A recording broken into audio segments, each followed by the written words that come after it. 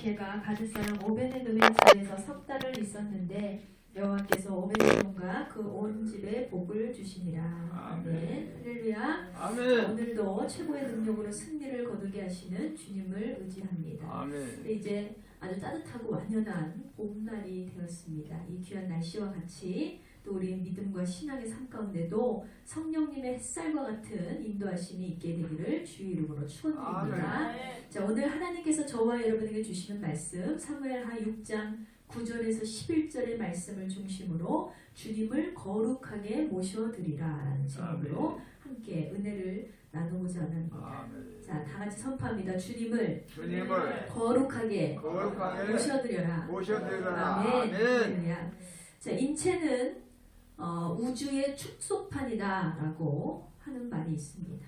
자, 평균적인 체중을 가진 성인이라면 하루 동안에 다음과 같은 인체 활동을 하게 된다고 합니다. 성인은 심장은 하루에 103,689번이 뛴다고 해요. 피는 26,880km가 순환을 한다고 합니다. 그런가 하면 성인은 하루에 23,040번의 숨을 쉬고 있고 약간의 불필요한 말을 포함해서 약 4,800개의 단어를 이야기를 한다고 합니다. 또 우리의 뇌세포는 무려 700만 개가 하루에 부지런히 움직이고 있습니다. 참 신기하게 인간이 이렇게 살아있는 동안에 이 엄청난 숫자의 에너지를 소비하고 인체 활동을 하고 있다는 거예요. 그런데도 거의 모든 성인들은 지칠 줄 모르고 하루하루를 살아가고 있습니다.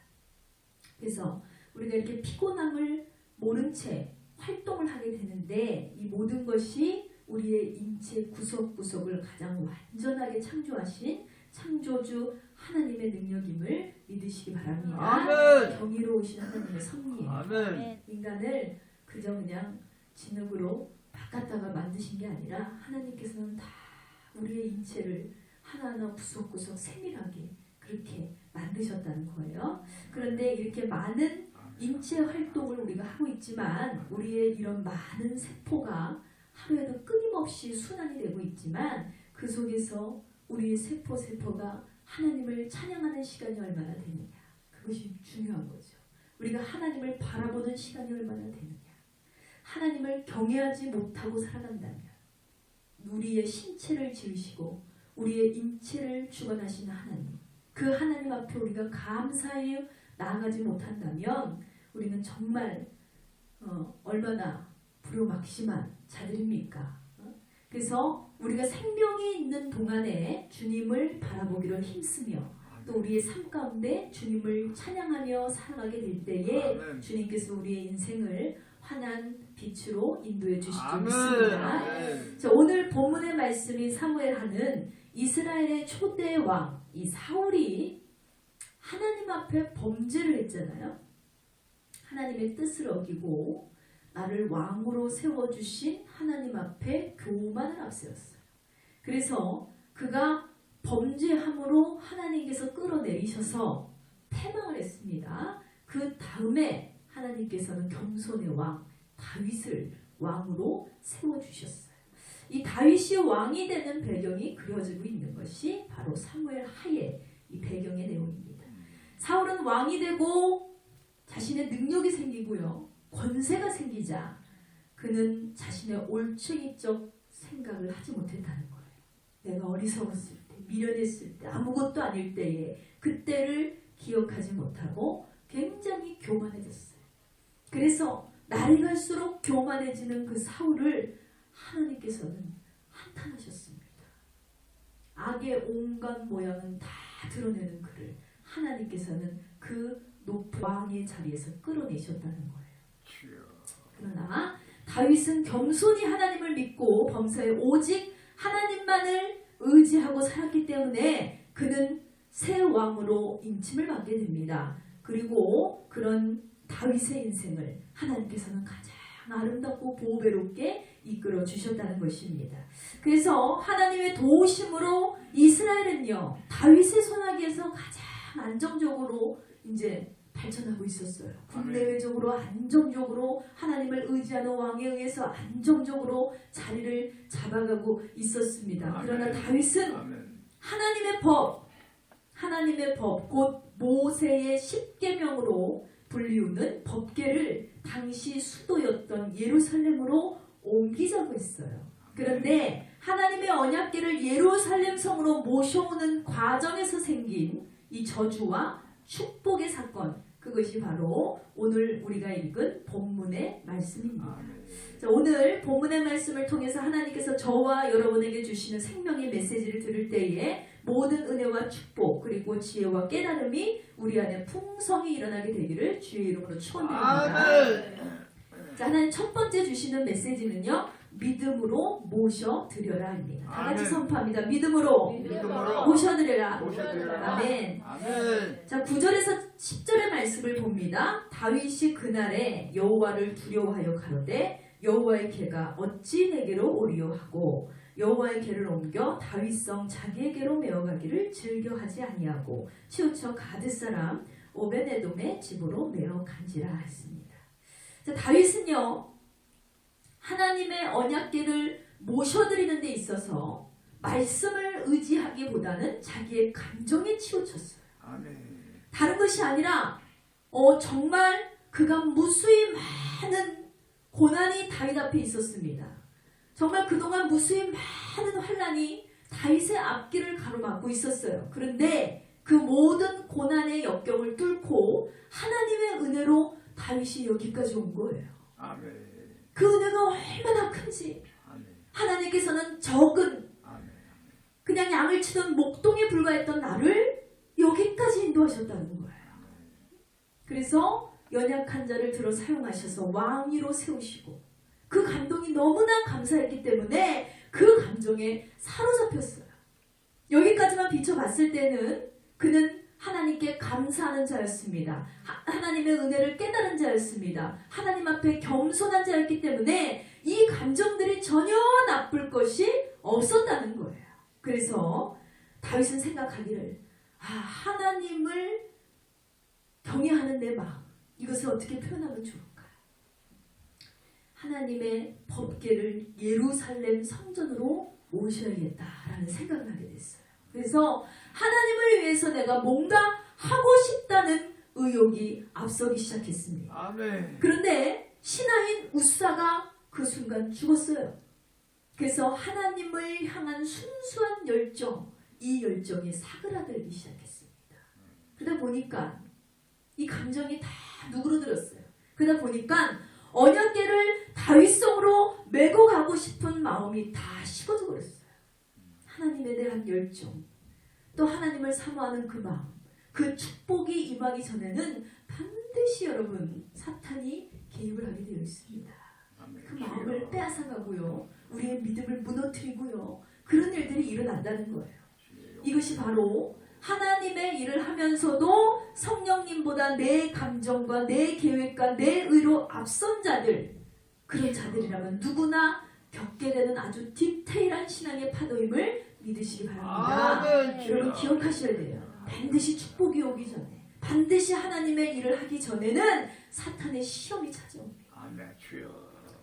보세요. 다윗의 시작은 나쁘지 않았습니다. 하나님을 기쁘시게 하고 하나님께 영광을 돌리고 싶은 거예요. 어찌 나 같은 자를 하나님이 왕으로 세우셨을까? 나같이 부족한 자를 어떻게 하나님께 선택하셨을까? 너무너무 그 감정이 너무 감사했어요. 견딜 수가 없어요. 하나님을 위해서 내가 어떻게 살아야 될까? 어떻게 하면 하나님을 기쁘시게 하고 하나님께 칭찬받을 수 있을까? 거기에 초점이 맞춰졌습니다. 그런데 하나님을 향한 사랑, 그 은혜에 보답하는 길이 바로 빼앗긴 언약궤를 찾아오는 것이라고 생각을 했다는 거예요. 그것이 왜 나빠요? 여기까지만 보면 너무나 좋은 생각, 너무나 귀한 생각이었습니다. 그런데 여기서 걸려 넘어진 것이 뭡니까? 우리가 이렇게 감정에 치우치다 보면요, 까딱 우리는 선한 것을 바라본다고 하지만 감정에 치우치고 자칫 주님보다 앞선 생각이 나기도 한다는 거예요. 아주 이 세밀하고 디테일하게 내가 선한 것을 바라보지만 하나님의 일을 한다고 하지만, 하나님의 뜻대로 행한다고 하지만, 때로는 우리가 성령보다 앞서고 하나님보다 먼저 서게 될 때가 있다는 것입니다. 여러분, 사람들은요, 이유가 필요 없어요. 여러분, 토달지 마세요. 그저 손바닥 하나 뒤집는 일도 이것이 아무것도 아닌 것 같지만 하나님께 다 물어서 행하시기 바랍니다. 우리가 발바닥으로 밟는 그 작은 땅, 그건 내 발로 밟는 거라고 생각하지만 그렇게 생각하면 안 돼요. 모든 것도 다 하나님께 물어서 밟고 나아가시는 저와 여러분 되시기를 주의 이름으로 축원드립니다. 그러니까 한마디로 앞서지 말라는 거예요. 이것도 주의 일이니까 이것이 정답이고, 이것도 하나님의 일이니까 이것이 진리고, 이것이 타당하고, 이것이 맞고 주장할 필요가 없습니다. 그저 여러분, 우리의 생각을 다 하나님께 던져버리고 우리는 그저 하나님께 물어서 가게 되는 축복의 사람이 되기를 원합니다. 하나님 앞에 물어봐야 돼요. 하나님, 이것이 옳습니까? 이것이 맞습니까? 이것이 맞습니까? 이것을 행해야 됩니까? 인도하시는 대로, 나를 인도하시는 하나님 앞에 그저 순종하시기 바랍니다. 우리는 그저 주님의 발자취를 따를 뿐이에요. 그저 우리는 하나님 아버지가 인도하시는 대로 순종하는 것이 은혜임을 믿으시기 바랍니다. 그래서 다윗은요, 이 식어진 열정으로 이제는 자신이 없었어요. 이제 하나님의 뜻을 행하고 하나님을 기쁘시게 할 마음도 없고 기쁨도 없고 생각도 다 메말라버렸어요. 그래서 하나님의 법궤를 모셔오고자 했을 당시만 해도 지극히 하나님의 편에서 생각을 했지만 이제는 감정의 휘둘림을 받게 됐습니다. 그랬기 때문에 다윗은 식어진 그 마음으로 어떻게 했느냐? 가드 사람 오베네돔의 집으로 하나님의 법궤를 떠넘겨버립니다. 여러분, 이것이 바로 감정이 앞서고 마음이 앞서고 이런 사람들이 행하게 되는 결과예요. 여러분, 하나님을 사랑하는 마음을 품게 되면 이것을 우리가 사모하는 그 마음을 유지하면서 끝까지 나아가야 되는데, 어느 순간 우리가 걸려 넘어지면 우리가 다 식어진 이 마음을 어찌할 수가 없어서 하나님의 축복이 오지만 떠나가 버리고 하나님의 은혜를 하게 되는 길을 주님께서 열어주시면 우리는 그것을 다 발길로 차버리고 만다는 거죠. 그래서 참 다행스러운 것은 뭐냐면, 졸지에 다윗이 명령을 했기 때문에 졸지에 법궤를 책임지게 된 레위인, 원래 그는 하나님의 편에 선 자였어요. 하나님을 믿는 자였습니다. 그래서 하나님의 언약궤를 네가 좀 챙겨라 라고 했을 때 오베데돔은 그것을 순종했다는 거예요. 믿음으로 받아들였어요. 아멘. 자기가 생각하고 소원해서 말한 것이 아니에요. 내가 이걸 하고 싶습니다, 내가 봉사하겠습니다, 수고하겠습니다 한 것이 아니라 그냥 네 명령이니까 네가 언약궤를 받아, 네가 모시고 있어 했을 때 그는 아멘으로 순종을 했어요. 자기의 의지하고 상관없었습니다. 어쩔 수 없는 일이었어요. 갑작스러운 일이었어요. 당황스러운 일이었습니다. 생각할 겨를조차 주지 않았지만 그저 맡으라고 하니까 맞는 거예요. 여러분, 성경에 어떤 인물하고 비슷합니까? 얼마 전에 고난주간에 우리가 함께 묵상했었던 예수님의 길에서 만난 구레네 시몬을 기억하세요. 여러분, 구레네 시몬도요, 예수님의 고난에 동참할 의지가 없었어요. 마음이 없었습니다. 계획이 없었습니다. 그런데 어느새 그의 어깨에는 무거운 십자가가 짊어졌어요. 그러나 그는 거절하지 않습니다. 노여하지 않았습니다. 불쾌하지 않고 그는 예수님을 도와서 십자가의 그 길을 온전히 걸어가게 되었다는 것입니다. 그런데 그로하여금 그가 어떻게 됐어요? 그런 구레네 시몬은 그로하여금 자신과 자녀들과 집안 전체가 구원을 받고 크고 놀랍게 쓰임받는 하나님의 복된 자녀가 되었다는 것입니다. 아멘. 하나님께서는요, 이렇게 억지로 지어진 십자가, 내 뜻이 아니어도 그것을 감사함으로 받아들이고 내 생각이 아니어도 그것을 아멘으로 화답하며 순종하는 자에게 철저한 보상을 해주신 하나님을 여러분 믿으시기 바랍니다. 아멘. 오늘 본문을 통해서 우리가 만나게 된 오베데돔을 보세요. 그는요, 가드 출신의 블레셋 사람이었습니다. 여러분, 블레셋과 이스라엘의 사이가 어떤지 아시잖아요. 적이에요. 앙숙입니다. 그런데 그도 인간적으로 봤을 때는요, 이 언약궤를 내가 맡게 된다는 거, 이건 굉장히 찜찜한 일이에요. 언약궤를 내가 받아들였을 때, 내 집으로 모셨을 때 왠지 불길한 거예요. 이걸 내가 맡아도 될까?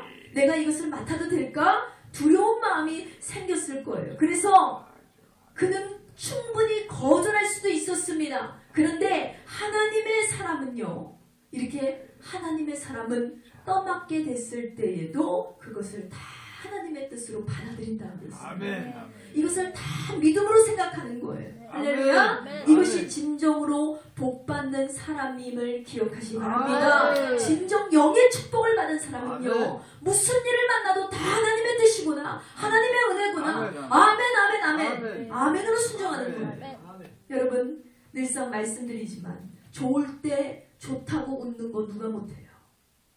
우리가 속상할 때 울고 화날 때 화내고 열받게 하면 싸우자 하는 거, 이건 누가 못하냐고요. 세상 사람들, 믿지 않는 사람들도 다 하는 것입니다. 그런데 하나님의 사람들이라면 구별이 돼야 되잖아요. 참고 견디고 인내하고 아니어도 해보고 몰라도 가보고 싫어도 웃을 수 있고, 그 길에 진정 하나님의 인도하심이 있다면 이것도 하나님의 뜻이구나, 우리가 받아들일 수 있어야 된다는 것입니다. 여러분, 그래서 우리는 모든 상황과 만나는 사람과 처해진 환경 가운데 얼마나 하나님의 뜻을 헤아리고 있는지, 여러분은 얼마나 그것이 하나님의 뜻이고 은혜임을 기억하면서 행하고 있는지 여러분의 믿음을 점검해 보시기 바랍니다. 그저 우리가 내 생각에 꽂혀서 내 계산에 바빠서 혹시 하나님의 생각을 등하시하고 있지 않은지, 하나님의 마음과 뜻을 그저 무시하고 있지 않은지 우리는 우리의 삶을 깊이 묵상해보고 다시 회복되어 변화되는 우리 모두가 되기를 주의 이름으로 축원드립니다. 시편 42편 1절에서 2절 말씀에 보면, 하나님이여 사슴이 시냇물 찾기에 갈급함같이 내 영혼이 주를 찾기에 갈급하나이다. 내 영혼이 하나님 곧 생존하시는 하나님을 갈망하나니 내가 어느 때까지 나아가 하나님 앞에 배울꼬, 이렇게 말씀합니다. 아멘. 자, 여러분, 목마른 사슴은요, 마른 목을 축이기 위해서 어디를 물을 찾아서 떠나게 되어 있습니다. 그렇듯이 그리스도인들의 문제는 뭐냐? 바로 우리의 메마른 영혼을 촉촉하게 축여주실 주님께로 나아가는 겁니다. 많은 믿음의 가정들의 삶 속에서 통곡의 소리가 들리고 있어요. 어떤 분들은 우리 아들은 교회를 그렇게 열심히 다니는데도 여전히 욕을 하고 있습니다. 어떤 사람들은 우리 남편은요, 교회만 다닐 뿐이지 알코올 중독이에요, 이런 얘기를 많이 해요. 또 어떤 사람은 교회만 다니면 뭐합니까? 남들에게 가시놓친 말을 막 싸고 붙여서 많은 상처를 주는 사람들이 있습니다 라고 얘기를 해요. 여러분, 왜 이것이 교회 안에서 들리냐고요? 왜 예수 믿는 사람들에게 변화가 되지 못하는 거예요? 세상에서 들리면 그러려니 하고 하는데, 이건 교회 안에서 예수 믿는 자들이, 교회 다니는 자들이 이렇게 변화를 느끼지 못하고 여전히 자기의 의가 살아서 이렇게 남에게 욕을 먹고 손가락질을 받고 살고 있다는 거예요. 그런데 저는 이런 얘기를 들으면 늘상 저의 대답은 같습니다. 예수님을 아직 만나지 못했기 때문입니다. 예수님을 만나면 달라집니다. 할렐루야. 예수님을 만나면 반드시 우리의 삶이 변화되게 될 줄 믿습니다. 예수님을 못 만나서 그래요. 예수님을 만나면요, 우리의 악습관이 고쳐집니다. 우리의 악한 고질병도 치료가 될 줄 믿습니다. 예수님을 만나면 우리의 헛된 생각도 헛된 말도 헛된 행동도 다 완화가 되고 고쳐지게 되는 거예요. 그래서 예수님께서는 예수 그리스도의 보배로운 피로 우리의 모든 죄악을 다 흰눈과 같이 씻어주시고 우리를 변화시켜주시고 우리를 원래 하나님께서 지으셨던 하나님의 형상 그대로 입혀주신다는 것입니다. 아멘. 그래서 진정한 그리스도인이란, 참된 신앙인이란 그저 눈으로 볼 수 있는 것, 세상에 있는 그대로를 찾는 것이 아니라 우리가 믿음으로 모든 것을 찾아야 될 줄 믿습니다. 그러므로 저와 여러분도 매사에 시시때때로 하나님을 찾고 믿음으로 기도해서 주님을 우리의 마음속에 삶 속에 모셔드리기를 주의 이름으로 간절히 축원드립니다. 아멘. 요한계시록 3장 20절에 보면 볼지어다 내가 문 밖에 서서 두드리노니 누구든지 내 음성을 듣고 문을 열면 내가 그에게로 들어가 그와 더불어 먹고 그는 나와 더불어 먹으리라 했습니다. 할렐루야. 아멘. 자, 좌우 양옆에 계신 분들과 우리 인사 나눕니다. 예수님을 만나시면 해결됩니다. 예수님을 만나시면 해결됩니다. 아멘. 할렐루야. 예수님을 만나시면 해결돼요. 여러분 정말로 복음을 듣고 예수님을 구주로 영접하셨습니까? 아멘. 아멘. 그렇다면 변화가 일어나지 않을 수가 없어요. 신앙인의 삶이 증인이 될 수 있는 것은요, 우리의 삶에 변화가 일어났기 때문에. 지상하다. 저 사람 저런 사람이 아니었는데 저 사람이 저래, 저런 말을 해, 저 사람의 표정이 달라졌네, 저 사람의 삶이 변화됐네. 이게 왜 그래요? 삶의 변화. 예수님을 만난 사람들은요, 그 표정이 변하고 말투가 변하고 삶이 변하고 인격이 변하고 성품이 변하는 놀라운 역사가 일어나는 거예요. 여러분, 이제 예수님이 없으면 살 수 없다고 고백할 수 있는 우리의 마음이 되길 원합니다. 진정한 변화가 있다. 예수가 없인 도저히 살아갈 수가 없는 거예요. 그래서 우리 이제는 예수님을 믿는 여러분이 해야 할 일은요, 다른 것이 아닙니다. 나의 형편, 나의 사정, 나의 생활 뭐든지 주님과 함께 나누시기 바랍니다. 그래서 주님과 함께 나누고 주님께 고하고 주님께 묻고 주님 앞에 다 나아가야 돼요.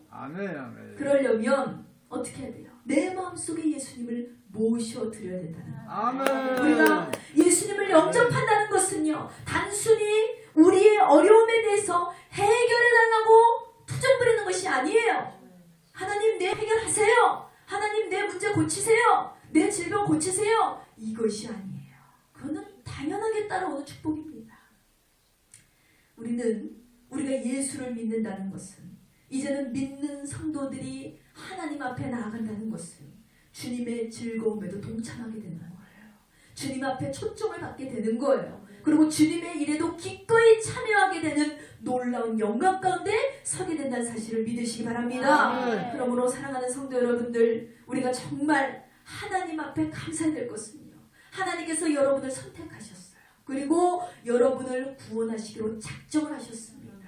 그래서 이끌어 주셨기 때문에 우리가 오늘 이 자리에 있는 거예요. 정말 그분을 정말 여러분의 인생의 가장 최고의 행복으로 모셔드리기를 주의 이름으로 축원드립니다. 여러분이 하지 않는 일도 주님의 뜻이면 해야 돼요. 여러분의 마음에 요동하지 않아도 하나님께서 원하신다면 여러분 반드시 해야 될 줄 믿습니다. 우리가 뜻밖의 사람을 만날 때가 있어요. 뜻밖의 내가 경험하지 않은 것을 경험하게 될 때도 있고, 내가 하기 싫은 일도 하나님께서 시키실 때가 있습니다. 그러면 여기에 주님의 뜻이 있겠지 라고 반응하실 때, 아, 여기에도 하나님의 섭리하심이 있겠지, 이렇게 반응하셔야 된다는 거예요. 그렇게 매사에 믿음으로 바라보고 믿음으로 반응하게 될 때 우리 주님께서 기뻐하셔서 믿음의 봉을 풍성히 채워주시기를 예수님의 이름으로 축원드립니다. 자, 두 번째 하나님께서 주시는 메시지는 하나님께서 가정의 복을 주신다입니다. 다 같이 선포합니다. 하나님께서 가정의 복을 주신다. 아멘. 자, 오늘 본문 말씀 사무엘하 6장 11절 말씀 봅니다. 여호와의 궤가 가드 사람 오베네돔의 집에 석 달을 있었는데 여호와께서 오베네돔과 그의 온 집에 복을 주시니라 했습니다. 아멘. 자, 11절 말씀에 여호와의 궤가 오베네돔의 집에 얼마나 있었대요? 석 달을 있었다고요. 3달을. 이 하나님의 말씀인 십계명은요, 모세를 통해서 하나님께서 모세를 시내산으로 불러주셨어요. 그래서 모세에게 직접 계시하셔서 하나님께서 돌판에다가 하나님의 법도를 새겨주셔서 주신 약속이고 하나님의 법입니다. 당시에 우리처럼 이렇게 성경책이 없었어요. 성경책이 없었기 때문에 하나님께서 법궤를 주셨을 당시에는 법궤가 하나님의 약속을 직접 새겨주신 말씀판이었어요. 그래서 이 법궤는 아주 소중하게 다뤄졌습니다. 그래서 당시에 조각목으로 만든 언약궤, 그 언약궤 안에다가 귀하게 이 십계명 돌판을 모셔두었다는 거예요. 그 당시에 이 제사장들, 그때 당시에는 이렇게 예배하는 초소들이 많지 않았기 때문에 당시에 제사장들이 큰 장막을 이렇게 세워가지고 그 안에다가 이 언약궤 위에, 속죄소 위에 하나님의 실로 거룩한 임재가 함께하는 법궤를 이렇게 모셔놨다는 거예요. 그 당시에는 이 속죄소는 무조건 제사장들만 출입을 할 수 있었습니다. 제사장이 아니면 결코 들어갈 수가 없어요. 그런데 그 대제사장이라 할지라도 거기에 들어가려면 하나님 앞에 자신의 죄를 다 고하고 어떤 죄든지 다 회개하고 속죄 제물을 드리지 않으면 안 됐어요. 그 안에 들어가면 다 죽는 거예요. 즉사해버리는 거예요. 그래서 그는 속죄 제물을 드리고 하나님 앞에 간절히 회개를 하고 제사장들이 언약궤 주님의 말씀을 보러 들어갔다는 겁니다. 이렇게 보면 한없이 용서하시고 사랑하시는 하나님이시잖아요. 그런데 그런 하나님이라고 할지라도 하나님을 모시고 섬길 때는 정말 거룩하게 모셔야 된다는 거예요. 여러분 요즘은 교회들이 다 개방적으로 됐어요. 그렇기 때문에 현대판 교회는요. 성도들이 거룩한 모습을 상실했어요. 많이 상실했어요. 특별히 예배를 할 때 옷을 갖춰 입고 구두를 닦고 이렇게 목욕제기를 하고 오는 성도들이 별로 없어요. 다 그냥 자다 일어난 모습 그대로 그냥 슬리퍼 막 찍찍 끌고 잠옷 입고 오는 사람들도 있고 막 모자 쓰고 오는 사람들도 있고 별 사람들 다 있잖아요. 그 왜 그래요? 우리가요 하나님 앞에 예배한다는 거룩의 의식이 상실됐기 때문에 많이 매달려졌죠. 당시에는 그렇게 예배했으면 아주 큰일 났습니다. 그래서 그들은 당시에 하나님을 만나러 간다는 것, 하나님 앞에 제사를 드린다는 것, 거기에는 뭐냐면 내 지은 그대로, 내 죄 지은 그대로 나아가잖아요. 큰일 나는 줄 알았어요. 근데 지금은 어때요? 죄를 짓든지 말든지 그냥 나가잖아요. 그냥 예배 오잖아요. 우리가. 당시에 아마 그랬더라면 그대로 하나님의 불호령이 떨어져서 그 자리에서 즉사하고 말았을 거예요. 그러나 지금은 그런 일이 없어요. 하나님 얼마나 사랑이 많으시고 용서가 많으시죠. 그러니 우리가 믿는 하나님께서 얼마나 인자하시고 너그러우신 분이고 선하신지 우리의 예배하는 모습을 통해서도 우리는 확인할 수가 있다는 것입니다. 예배에 대한 인식이 나태해지기 시작한 것은 오늘날만의 문제가 아닙니다. 벌써 오래전 얘기예요. 엘리 제사장의 가문 때부터요. 하나님께 함부로 제사할 만큼 이스라엘은 영적으로 타락하기 시작했습니다. 그때에 하나님의 언약궤를 앞세우고 블레셋과의 전쟁을 치렀습니다. 그럼에도 불구하고 하나님의 도우심이 없었어요. 그래서 그들은 블레셋과의 전쟁에서 실패한 받았습니다. 왜? 하나님을 거룩히 섬기지 않는 백성들, 하나님을 진정 사모하지 않고 하나님 앞에 정말 우리의 마음과 정성을 다해서 예배하지 않는 자들이 그저 급할 때만 기도하는 거예요. 급할 때만 하나님의 말씀을 앞세우는 거예요. 그러니 어때 하나님이? 절대 그 기도 듣지 않으십니다. 그러니 블레셋과의 전쟁에서 비참하게 패배해버리고 말았어요. 그래서 이스라엘 백성들은요 하나님의 언약궤를 블레셋에 빼앗기고 말았습니다. 너네 우리한테 줬지? 그 돌판 갖고 와. 그 법궤 갖고 와. 우리가 가져갈게. 하나님의 약속을 빼앗겼어요. 그랬기 때문에 다윗이 왕이 된 이후로부터 다윗은 어떻게 했느냐? 제일 먼저 든 생각이 빼앗긴 하나님의 법궤를 찾아와야겠구나 라는 생각을 하게 됐다는 거예요. 당시에 이스라엘로부터 법궤를 빼앗은 블레셋이 어떤 일이 일어났냐면 블레셋이 그 언약궤를 블레셋의 우상이 있는 다곤의 신당에다가 갖다 넣어놨어요. 그랬더니 이 다곤이라는 신이 형상이 이렇게 지어져 있잖아요. 그 다곤이라는 신상의 머리가 잘라지기 시작했어요. 그리고 손목이 막 부셔지기 시작하는 거예요. 누가 부신 것도 아닌데 갑자기. 그러더니 뿐만 아니라 언약궤를 가드라는 지역에 옮겨놨어요. 그랬더니 그 성읍에 독한 종기가 퍼져나가기 시작했다는 거예요. 그러니까 이 언약궤, 하나님의 말씀, 하나님의 법궤 안에 하나님께서 얼마나 놀랍게 임재하고 계셨으면 그 돌판을 옮겨다 놔은 순간 저주가 임하기 시작하는 거예요. 그들이 그것을 갖고 있어야 될 사람들이 아닌데 그들이 하나님의 선민들에게도 그걸 빼앗았잖아요. 거기서부터 저주가 임하기 시작하는 거예요. 그래서 이 블레셋 사람들은 언약궤를 바라봤을 때 너무 두려웠어요. 아니 인간 돌판이 뭐길래 이런 저주가 우리 가운데 자꾸 일어나지? 사람들이 너무 무섭다, 너무 두렵다 했어요. 그래서 이스라엘 벳세메스로 이것을 다시 보내자라고 했어요. 그때 벳세메스 사람이 이 언약궤를 이게 도대체 뭔데 그래? 하고 들여다봤습니다. 그런데 더 놀라운 것은 이게 뭐야 하고 들여다본 70명이 그 자리에서 즉사하고 말았어요. 여러분 이게 뭐예요? 하나님의 말씀, 하나님의 언약궤가 얼마나 신성하고 하나님의 임재하심이 얼마나 놀랍게 나타나는지 그들이 저주받은 것을 통해서 확인할 수가 있다는 거예요. 진짜 무섭잖아요. 여러분 보세요. 이 진짜 무서운 것이 바로 하나님의 말씀이고 언약임을 믿으시기 바랍니다. 그리고서도 진짜 은혜스럽고 감격스럽고 기적과 같은 것이 바로 하나님의 말씀을 믿으시기 바랍니다. 아멘. 하나님의 말씀을 소홀히 하시면 안 돼요. 아멘. 하나님의 명령을 소홀히 하시면 안 돼요. 아멘. 하나님의 말씀을 거룩히 여기시기 바랍니다. 아멘. 하나님의 말씀을 사모하시기 바랍니다. 아멘. 하나님의 말씀을 사모하는 자에게는 축복이 오고 아멘. 하나님의 말씀을 멸시하는 자에게는 저주가 온다는 사실을 여러분 기억하시기 바랍니다. 아멘. 여기를 통해서 보는 거예요. 블레셋 사람들은 아멘. 하나님을 믿지 않았어요. 하나님의 말씀을 업신여겼습니다. 하나님의 말씀을 우습게 여겼어요. 그들이 쳐다만 봐도 즉사해버려요. 그들이 보기만 해도 우상이 잘라지고 쪼개지는 역사가 일어났다는 거예요. 이게 하나님의 능력이에요. 이런 하나님의 언약궤 여러분 누가 맡고 싶어요? 무서워서. 이들이 막 무서운 역사가 일어나는데 이런 하나님의 언약궤를 누가 이걸 보관하고 싶어 하냐고요. 그런데 이런 언약궤의 소중함을 알았기 때문에 다윗이 우리가 그 언약궤를 다시 찾아오자 라고 했어요.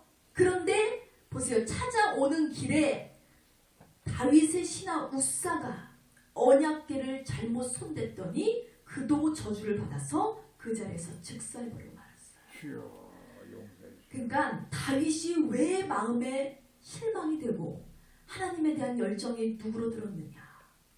자기는 하나님의 언약궤를 거룩하고 존귀하게 모시기 위해서 자기의 신하를 보내서 그것을 갖고 오게 했는데 거기에서 자기의 신하가 잘못 손댄 바람에 그 자리에서 죽었으니까 너무너무 이것이 두려운 거예요. 갑자기.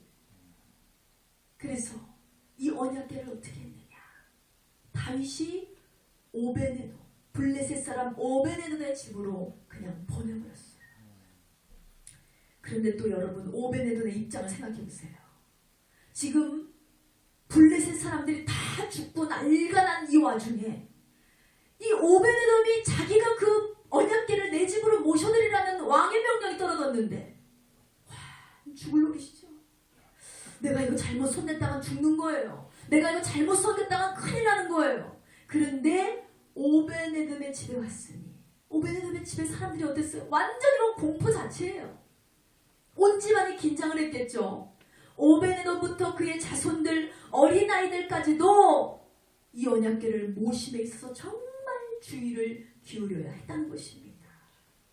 언약궤를 이제 오베데돔 집에 갖다 놨어요. 오베데돔의 집은 언약궤 중심으로 살아갑니다. 하나님의 말씀 중심으로 살아가요. 하나님의 말씀이 내 집에 임하고 나서부터 그들은 큰 소리도 내지 않아요. 다투지도 않아요. 싸우지도 않아요. 경건하고 거룩하게 행동하기 시작했어요. 언약궤 앞에서 정한 대로 예배를 드려야 했습니다. 이건 어때요? 매우 불편한 일이잖아요. 매우 아주 어려운 일이에요. 마치 불신자들이 교회 다니자고 하고 예수 믿으자고 하면 어때요? 불편해하는 거하고 똑같은 거예요. 왜 세상이 여러분 예수 그리스도를 거부할까요? 왜 사람들이 교회 다니는 걸 싫어할까요? 그것은 우리의 삶 가운데 말씀에 비춰져서 절제가 필요하고 거룩이 필요하기 때문입니다. 근데 세상은 뭐래요? 세상은 즐기자, 한 번 사는 인생 누리자 이거잖아요. 세상의 오락과 향락과 쾌락을 금하여라. 아멘. 너희는 성령의 충만함만 받지 방탕하지 마, 술 취하지 마, 그것은 다 죄야 아멘. 라고 얘기를 해요. 그러니 세상에 있는 사람들은 어때요? 교회 다니는 게 싫어, 예수 믿는 게 싫어요. 왜? 즐거울 수 없어, 절제해야 돼, 할 수 없는 게 너무 많아. 그래서 교회 다니기 싫은 거예요. 불편하니까. 그런데 보세요, 지금 불신자들의 문제가 아닙니다. 교회 안에서도요, 일꾼의 훈련을 받지 않으려는 자들이 있습니다. 지금도 교회 안에서 정결하고 깨끗하고 말씀대로 사는 삶을 거부하는 신자들이 늘어나고 있습니다. 왜? 불편하니까. 거룩함이란 무엇입니까? 곧 불편함입니다. 여러분, 우리가 진정 하나님의 자녀라면 불편한 삶을 살아야 될 줄 믿습니다. 우리가 진정 예수로 인해서 변화된 삶이라면 불편함을 감수해야 될 줄 믿습니다. 근데 오베데도 보세요. 불편할 수 있잖아요. 그런데 하나님의 말씀을 그대로 받아들였어요. 그 말씀을 모셔야 되고 가족 전체가 말씀 중심으로 행동해야 되고 하나님의 언약계 중심으로 거룩한 모습을 지켜야 된다는 거예요. 이르기를 하루를 하고 이틀을 하고 사흘을 하고 그렇게 3일을 했어요. 그랬더니 오늘 본문 11절 말씀에 여호와께서 오베데돔과 그의 온 집에 복을 주시니라 했습니다. 할렐루야. 여러분, 세상은 우리 보러 뭐라 그래요? 미련하다고 얘기하고 있어요. 너희는 불편하게 산다고 얘기하고 있습니다. 너희는 즐길 줄 모르는 바보들이야 라고 예수 믿는 사람들을 얘기하고 있습니다. 그렇지만 여러분, 거룩하게 주님이 가신 그 길을 간다는 것이 진정한 복임을 믿으시기 바랍니다. 세상의 어떤 죄도 허물도 주님은 없으신 깨끗한 몸으로 세상의 죄를 짊어지고 십자가에서 돌아가셨어요. 이제 그 죄에서 구원을 받고 성도된 자로서 하나님 아버지가 가장 기뻐하시는 거룩한 삶을 드리고 하나님 아버지가 가장 영원하게 여기시는 예배를 드리는 것은 당연한 것입니다. 아멘. 그래서 여러분, 사람들의 시선을 의식하지 마세요. 형식적인 종교 생활에 치우치지 마시기 바랍니다. 아멘. 정말로 믿음으로 교회를 받아들이시기 바랍니다. 아멘. 성도라면 거룩하게 행해야 될 줄 믿습니다. 아멘. 우리의 사명이 뭐예요? 복음을 들고 복음을 전파하는 거예요. 아멘. 영혼을 찾아다니셔야 돼요. 아멘. 영혼을 찾아서 복음을 전하고 내가 만난 예수 그리스도를 전하고 내가 만난 아멘. 성령 하나님을 전하게 될 아멘. 때 여러분, 온 가족이 믿음으로 구원받는 역사, 우리의 온 가족이 복을 누리게 되는 역사가 여러분의 삶 가운데 일어나기를 주의 이름으로 축원드립니다. 당시의 사도들도요, 성령의 충만함을 받고 복음을 전할 때 초대교회 교회는 부흥의 역사가 일어났다고 했습니다.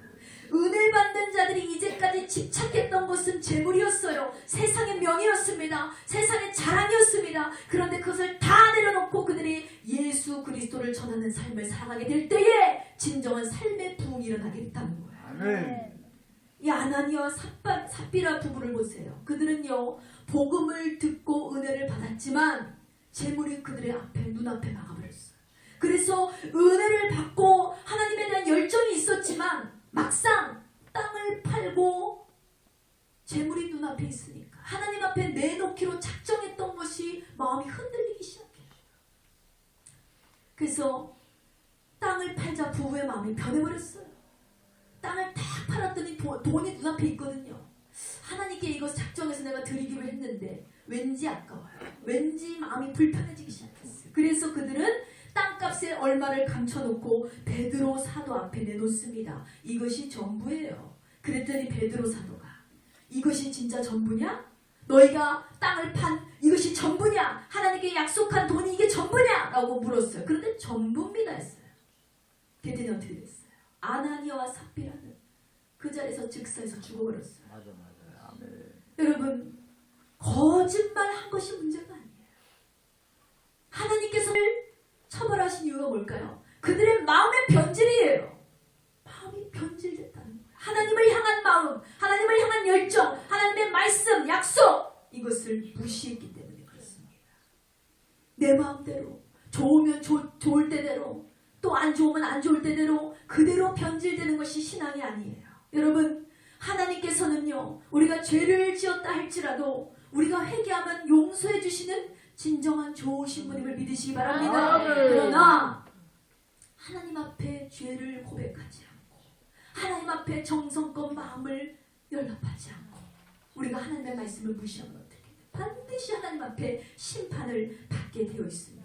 그러므로 마음과 정성을 다해서 하나님을 섬기게 되시기 바랍니다. 시편 129편 1절 3절 보면 여호와께서 집을 세우시지 아니하면 세우는 자의 수고가 헛되고 여호와께서 성을 지키시지 아니하면 파수꾼이 깨어있으며 헛되도다. 보라, 자식들은 여호와의 기업이요 태의 열매는 그의 상급이로다 했습니다. 자, 하나님을 믿는 성도를 축복하시고 그 가족에게 은혜를 주시는 분임을 믿으시기 바랍니다. 그래서 하나님의 말씀을 집안에 모셔드리고 하나님을 믿는 믿음을 집안에 모셔드리게 되면 어떻게 돼요? 그 믿음의 사랑으로 하여금 그 집안이 잘 되는 축복이 일어나는 거예요. 그래서 여러분, 오늘 말씀을 맺습니다. 여러분, 하나님이 온 가족의 구원을 위해서 여러분을 먼저 선택하셨다고 생각하십니다. 나의 믿음을 통해서 하나님 내 가정을 일으켜 세우시고 여러분의 충성된 하나님을 바라보는 그 섬김을 통해서 하나님께서는 여러분의 가정을 축복하기를 원하신다는 거예요. 그래서 구원받은 자녀라면, 구원받은 성도라면 딱 한 가지 마음만 있으면 돼요. 하나님을 내 마음에 모셔드리고 하나님의 말씀을 내 가정에 모셔드리고 아멘. 말씀 중심으로 살아가는 것입니다. 아멘. 그렇게 경건한 삶, 거룩한 삶을 살아가게 될 때 아멘. 하나님께서 우리의 온 가정을 축복하시고 은혜로의 우리의 삶을 인도해 주실 줄을 주의 이름으로 축원드립니다. 이 시간 기도합니다. 하나님께 간절히 기도할 때 아버지, 지금까지 우리의 믿음이 연약하고 뿌리가 없는 믿음이었다면 하나님 용서해 주시고 이제는 하나님의 언약계, 하나님의 말씀을 온전히 받아들이고 하나님 말씀 중심으로 살아갈 수 있는 우리의 거룩한 삶이 되게 달라고 이 시간 주여 삼창하시고 기도하시겠습니다. 주여! 주여! 주여! 하나님 감사합니다. 하나님께서 인도하여 주시고 함께하여 주셨어. 주여, 주여, 오늘도 아버지 하나님이 아버지 축복의 메시지 오베데돔의 믿음을 통하여서 정말 아버지 축복과 저주 하나님의 말씀을 인정하고 받아들이고 실천하는 자와 하나님의 말씀을 조용 마음으로 거부하는 자와 아버지와 특히